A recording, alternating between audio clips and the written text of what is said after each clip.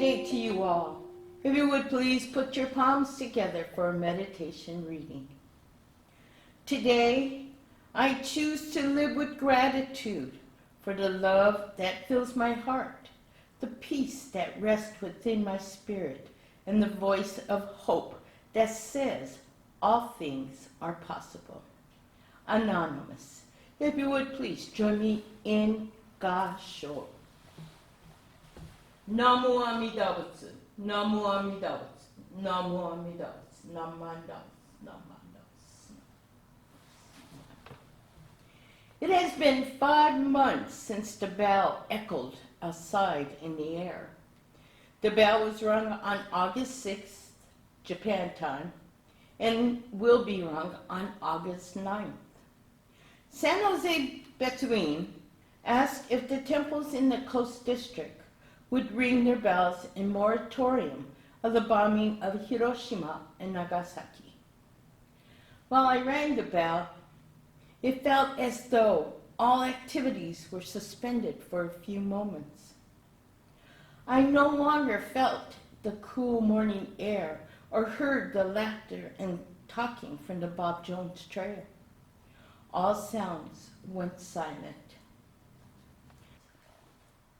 The sound of the bell flooded my thoughts with reminiscence of happier times, but it also brought my Namo Amida Butsu in respect and sympathy for all who died on those blackened days. The bombing of Hiroshima took the lives of approximately 180,000 people, and Nagasaki lost 80,000 people, mostly civilians. Nearly half of those who died were on August 7th and August 9th. Following months after, there continued a large number of people who died from burns, radiation poisoning, sickness, and other ailments, including malnutrition. To this day, ancestors of the bombing are tested yearly for residual symptoms from radiation. We share our Namo Amida Butsu in memory of those who passed from the bombing and share our honor and respects to their family and to the survivors. After the bombing, life changed for all people around the world. For those directly affected, many remain homeless, confused, malnourished, thirsty, and scared. World War I was supposed to be the war to end all wars, but it merely set the groundwork for the Second World War. Any war is devastating, causing disaster, pain, and uncertainty. We share our Nembutsu with a heavy heart and share in hopes for better times. Today, we are battling a different kind of war, and it is called COVID-19.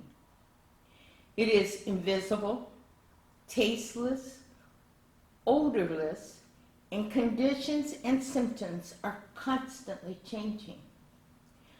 This war is different, yet it is still affecting people worldwide. Researchers and scientists are working frantically to develop a vaccine, but we must wait patiently, thoughtfully, and with courage. We do what we are requested by taking precautions and following the guidelines. A friend reminded me of a Buddhist lesson. She reminded me of the little things we can do to lend support to others. We are all feeling the stress of isolation and the lack of social interactions. We all must have some type of socialization, unless we live alone in a cave. My friend reminded me to continue smiling, even when behind a mask. She reminded me to look others in the eye and to step out of our comfort zone and offer a friendly hello. I notice that when I go to the mailbox, there are some who treat me as though I am invisible. I could be offended, but they are so engrossed on their phones that sometimes they miss the Bob Jones Trail. They have walked halfway up the church's driveway before they realize it's the wrong path. They look around and have a bewildered look on their face. And I just yell to them that they missed the trail. I smile, point in the direction of the trail, and wave them goodbye.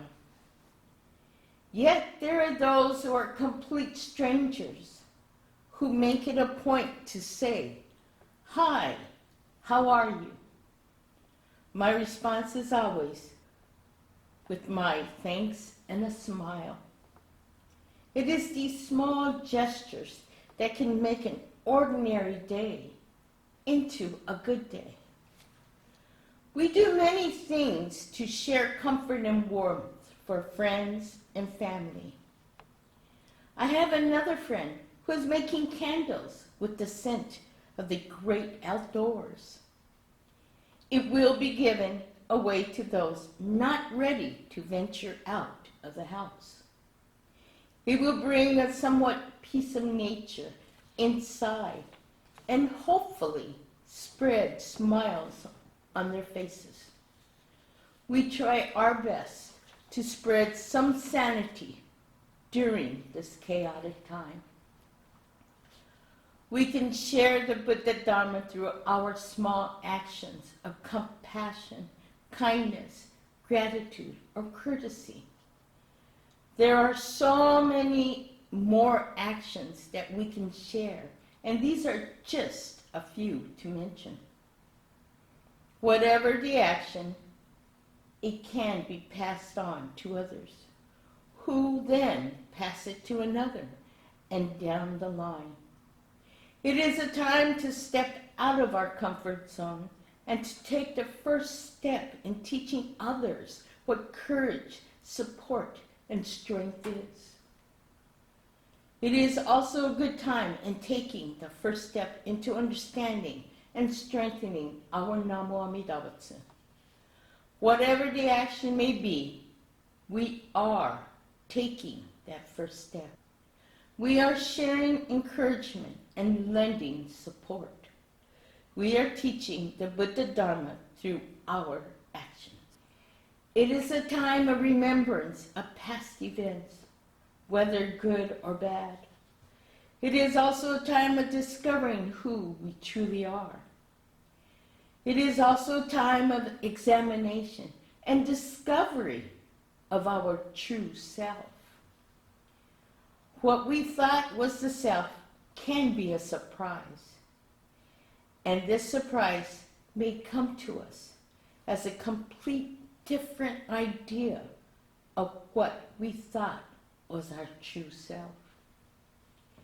We have to think and look outside the box and take the time to discover how to free ourselves from our blind passions of greed, anger, ignorance, and our ego. However, we search for our true self. It is always Namo Amida Butsu. It is our gratitude and thankfulness that we have the ability to face difficulty and uncertainty. We can overcome our fears and choose a course of action that fits our path. We have many paths to take. We only have to initiate the first step with Nembutsu. We all are on our individual boats sailing on this vast ocean of wisdom. And it is how we navigate through these rough waters. But with wisdom and compassion of the Buddha, we will endure and find our strength to continue our journey of discovery of our true self and of our understanding of Namo Amitabutsu. As always, be safe, stay healthy, and take care. It is always Namu Amitabutsu. If you would please put your palms together in Gasho. Namu Amitabutsu. Namu Amitabutsu. Namu Amitabutsu. Namu Amitabutsu. Namu Amitabutsu.